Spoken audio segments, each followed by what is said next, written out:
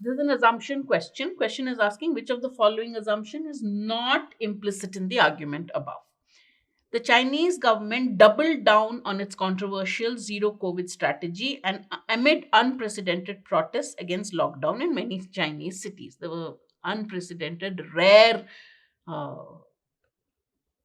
protests in Chinese cities, and the Chinese government reacted strongly. It stayed firm, double down means stayed firm on its zero lockdown policy. The weekend's protests in Beijing and Shanghai were not repeated on Monday amid a high security presence in both cities. So, in both cities, there was high security presence, so there the protests were not repeated.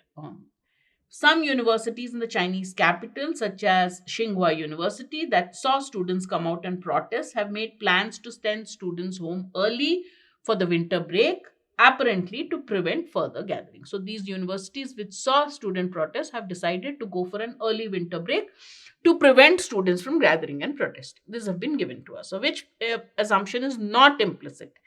Protests in China, not a usual occurrence. Yes, correct, because they've been called unprecedented. So one is not an implicit, is an implicit assumption.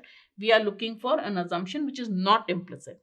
The presence of security personnel deters protests, which is why they said amid the presence of high security personnel, the protests were not repeated. So the protests did not happen, maybe because of the security presence. So security presence deters or stops people from protesting. B is also an assumption. Sending students on an early break might prevent protests, which is why universities have decided to send them off. So C is also an assumption.